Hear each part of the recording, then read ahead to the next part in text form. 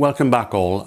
Today we're going to look at a very common feature of backgammon called the race.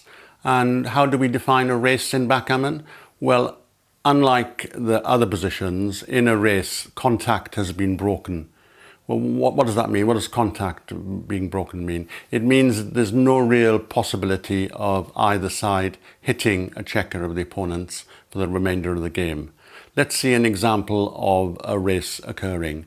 So white rolls a 5, red rolls a 6, and red plays the standard play of running with the back checker to the midpoint here. Sometimes they put there, but quite often just overlapping like that.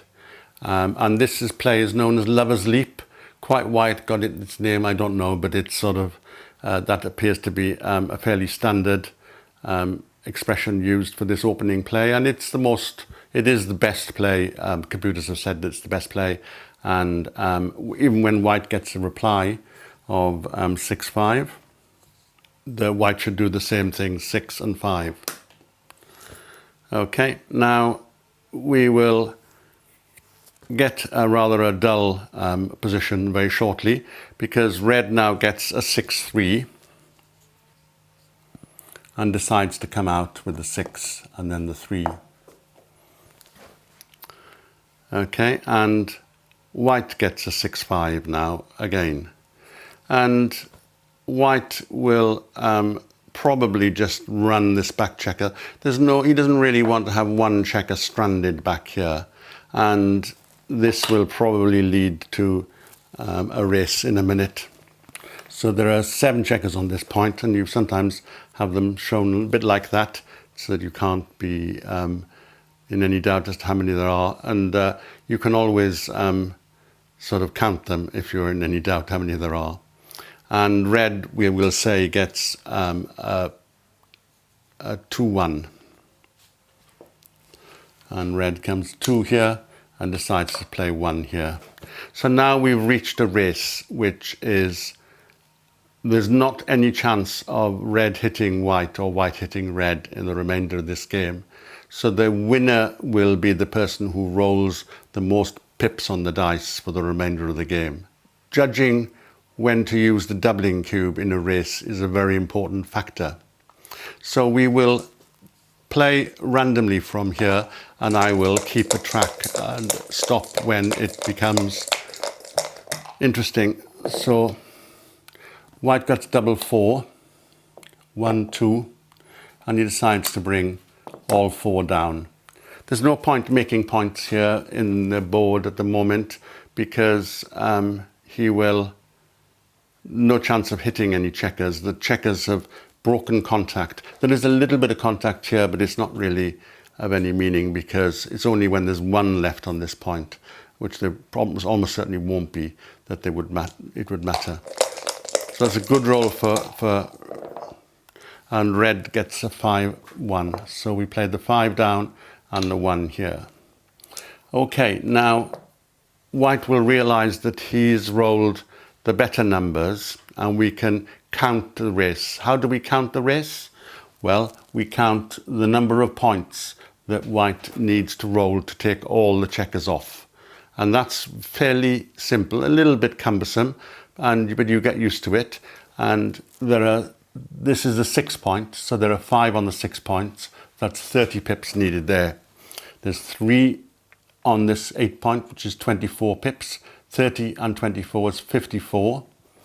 There's, on the 9 point, there are 4 checkers. That's 36. Okay, so we have, you often have to sort of go back. 5 times 6, you have to sort of think, and 3 times 8 is 30, and 8, 54, and 36 is 90, and 13 times 3 is 129. So let's just check it again, because it takes a little bit of practice to sort of get the pip count spot on.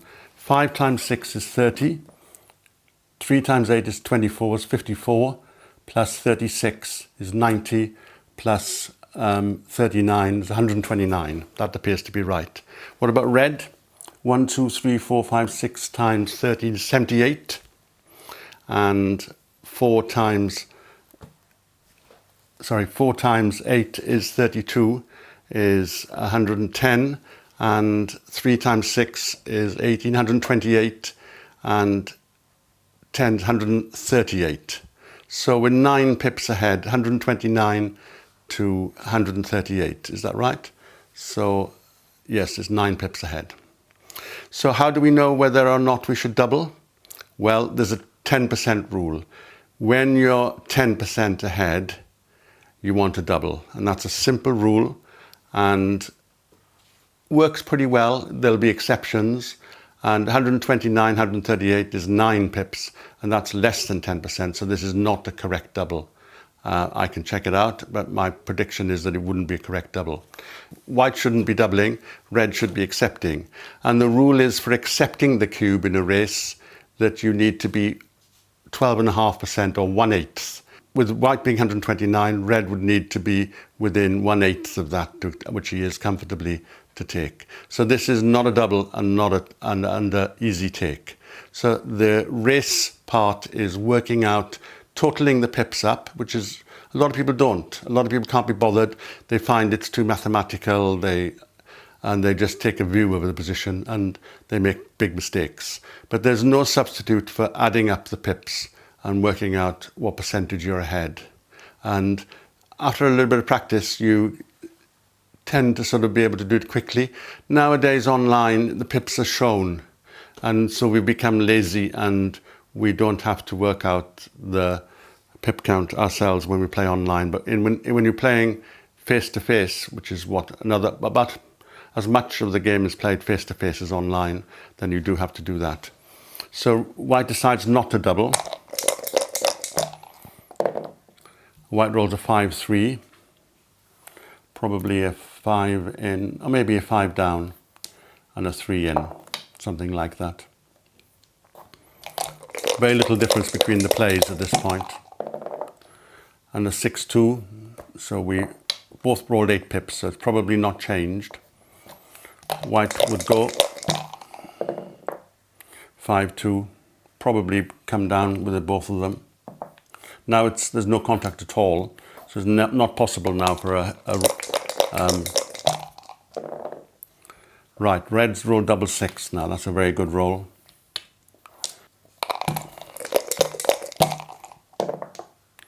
White's got a 5-2, gets 2 in. Right, so now the position's changed, but I don't think it's going to be enough for red to double.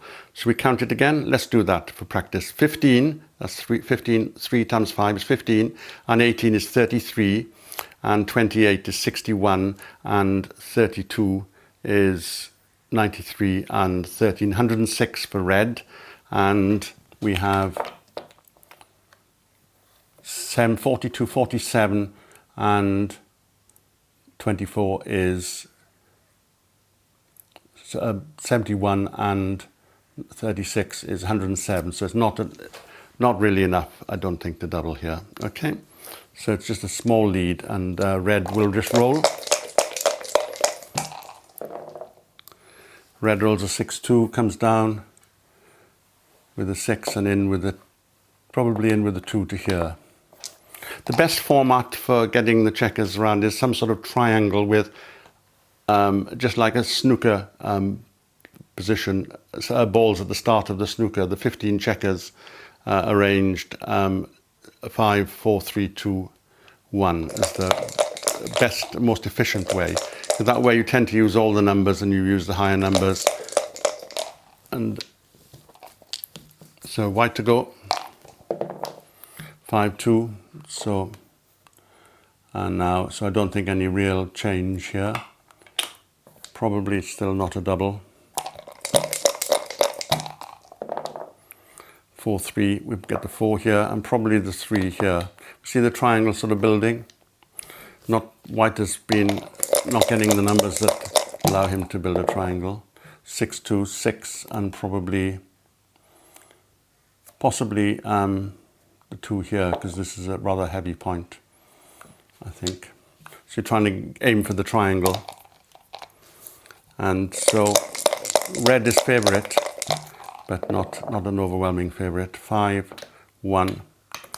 And quite often, if you don't count every time, counting every time is usually a little bit of too much of a chore for most people. But 5-4, that's a much better roll. Probably this one.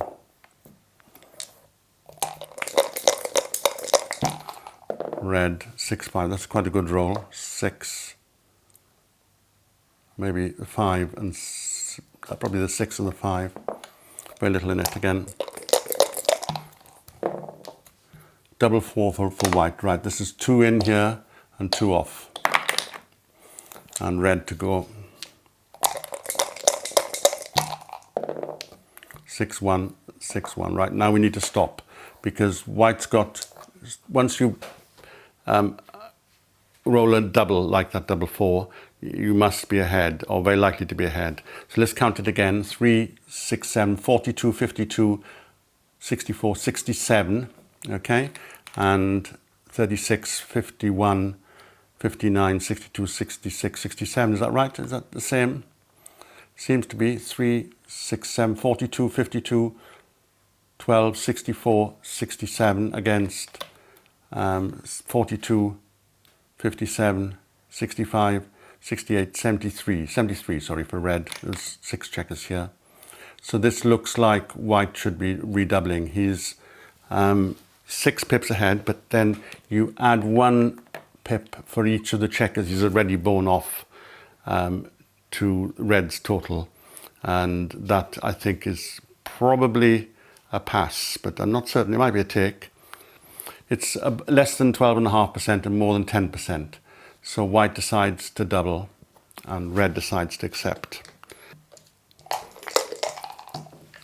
And white rolls. 4-2. Generally speaking, you bear off, and now you probably try to aim for the triangle as much as possible.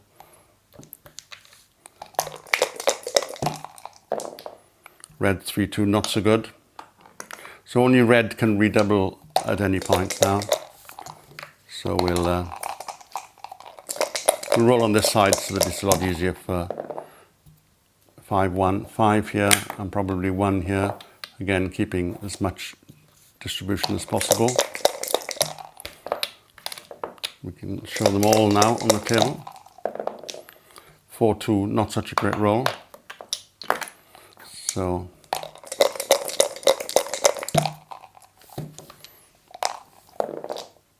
4-2, 4 here and probably 2 here.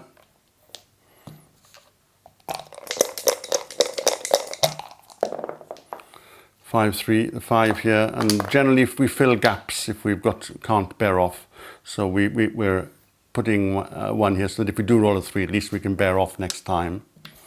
And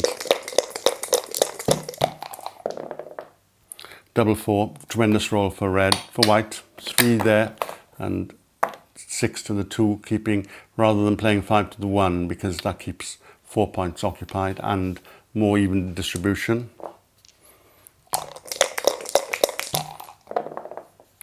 Double 3, it's a good roll, so it'll be 1, 2, 3, 4. So we've got 8 men against 7 men, so we're back in the game a bit now. 4-2 for white, probably this one.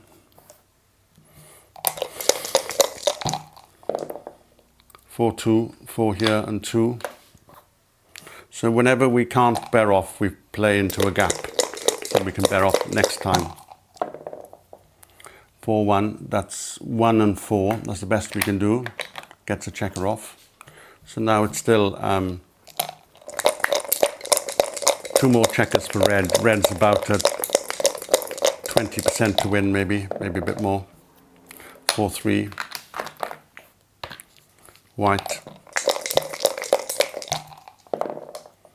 6-1. So now the 1's difficult because we can't fill a gap with the 1. And generally speaking, we have them as close together as possible. I think this is the right one, but a computer would probably know for sure. That feels like the right one to me, because 4's bad, and you have to play the 4 to here or to here.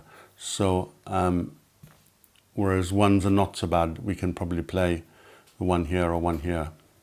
So generally speaking, there's small differences, but they can mount up.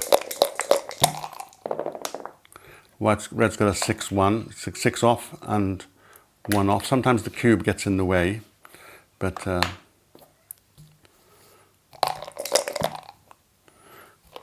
white's quite a big favourite now. Double 3, that's almost certainly going to be winning. 1, 2, 3, 4.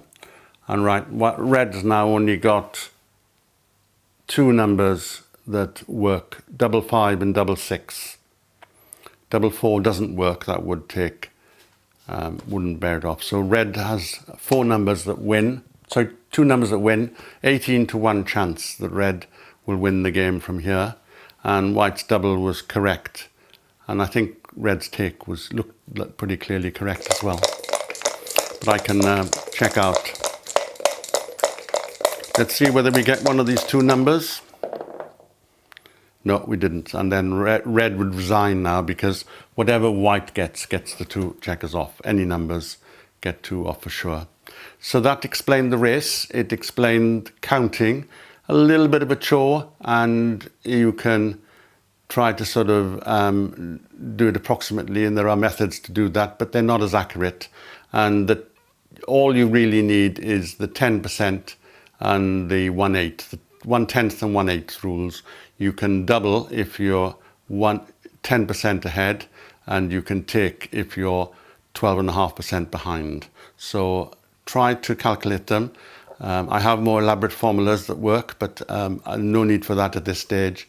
But if you are going to play backgammon, it's important that you count and enjoy the game.